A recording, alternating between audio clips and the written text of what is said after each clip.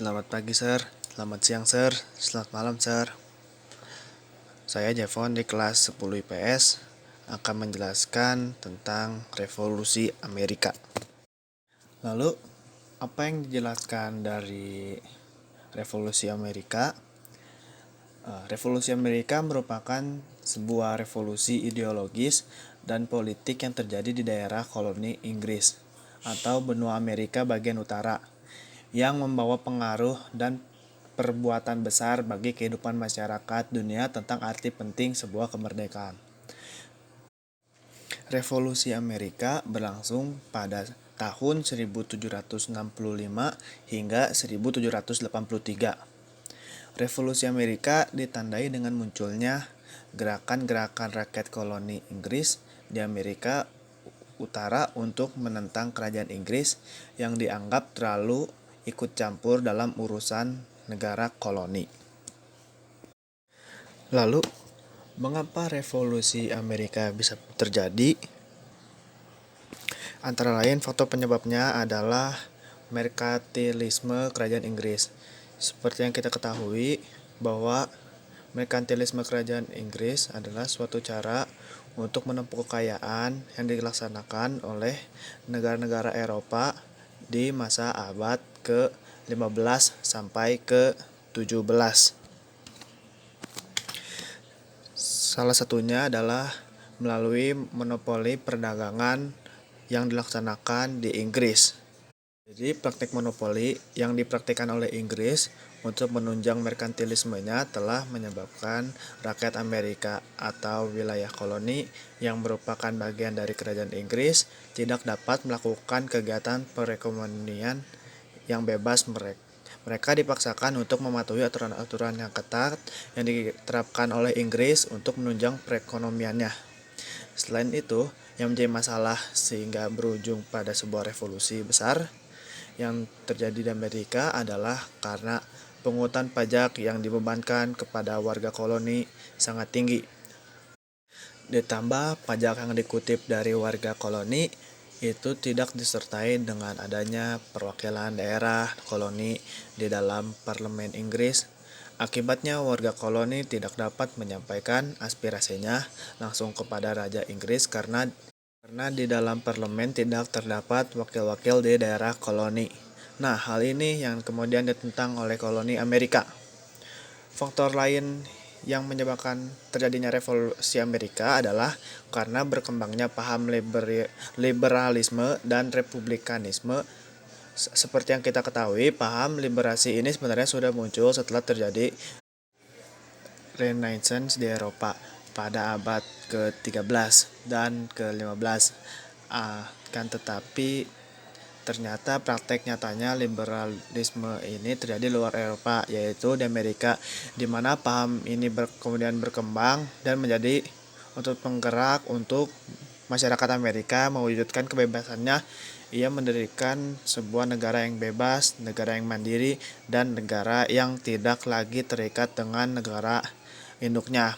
Oleh sebab itu, maka muncullah tokoh-tokoh patriot yang menentang kebijakan-kebijakan Inggris di wilayah kolonial atau di wilayah daerah koloni. Salah satunya adalah Thomas Paine. Thomas Paine melalui pemikiran yang radikal menolak segala kebijakan yang diterapkan oleh Inggris karena dianggap tidak manusiawi. Juga muncul tokoh-tokoh lain seperti Thomas Jefferson yang merupakan salah satu tokoh yang menyusun konsep naskah Deklarasi Kemerdekaan Amerika. Dan juga ada George Washington, yaitu seorang tokoh patriot yang menjadi pemimpin dalam Perang Revolusi Kemerdekaan Amerika. Lalu, apa yang menjadi awal tumbuhnya benih revolusi? Yang menjadi awal dari tumbuh revolusi yaitu merkantilisme dan monopoli Inggris. Yang pertama, daerah koloni tidak boleh menjual produk selain kepada Inggris. Yang kedua, Inggris menyediakan semua kebutuhan ekspor daerah koloni. Ketiga, pemungutan pajak atas barang tertentu, teh, wool, topi, dan barang ekspor lainnya. Lalu ada juga konflik internal Inggris dengan beberapa koloni. yaitu yang pertama, perubahan pemerintahan Inggris. Kedua, kemenangan Inggris dalam Perang 7 Tahun. Yang ketiga, tidak ada perwakilan koloni dalam Parlemen Inggris. Yang keempat, keluarnya sejumlah undang-undang yang mengekang kebebasan rakyat koloni. Lalu, setelah awal tumbuhnya benih-benih revolusi, ada juga jalannya revolusi. Jalannya revolusi itu ada permusuhan militer, di mana permusuhan militer itu dimulai ketika yang pertama, penolakan terhadap kebijakan kerajaan Inggris yang berujung pada aksi kelompok patriot, atau mulai dari pemboikotan produk Inggris sampai aksi sabotase terhadap aset kerajaan. Yang kedua, pemerintahan Inggris mengeluarkan Intolerable Act di tahun 1774, dan Back Act tahun 1774 pasca peristiwa Pesta de Boston atau Boston Tea Party 1773. September 1774, Kongres Kontinental yang dihadiri delegasi setiap koloni bertujuan menyampaikan persepsi dan kemungkinan terjadinya perang revolusi. Keempat, 19 April 1775, pertempuran Lexington dan Concord mengawali konflik bersenjata 13 koloni melawan Inggris.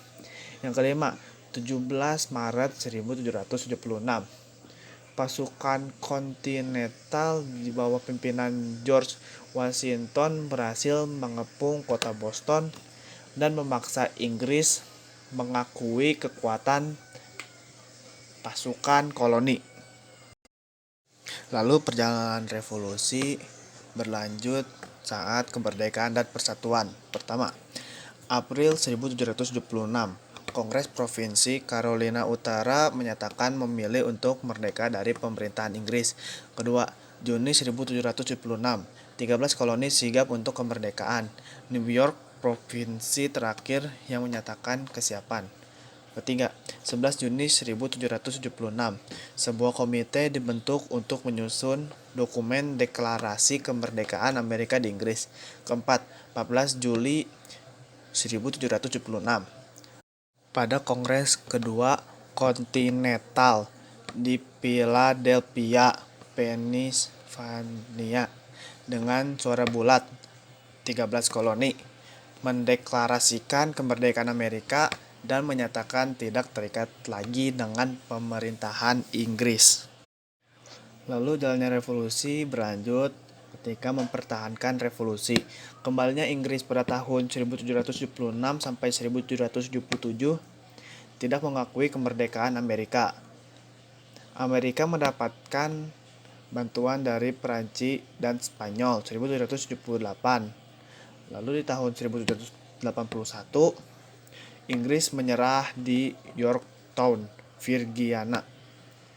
Lalu pada tanggal 3 September 1783 diadakan perjanjian damai atau perjanjian Prancis antara Inggris dengan Amerika, dan Inggris mengakui kemerdekaan dan kedaulatan Amerika.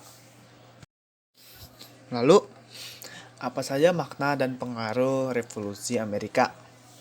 Maknanya adalah yang pertama, hak manusia untuk bebas dan memiliki derajat yang sama dalam pemerintahan dan negara. Yang kedua, persatuan adalah kunci keberhasilan dalam sebuah perjuangan. Lalu, apa saja pengaruh revolusi Amerika? Yang pertama, menginspirasi perjuangan daerah koloni atau jajahan untuk memperjuangkan hak-haknya sebagai manusia yang bebas. Kedua, revolusi merupakan jalan untuk menumbangkan kekuasaan monarki.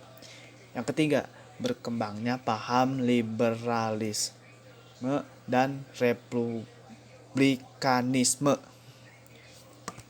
Sekian dari saya, Jevon. Terima kasih.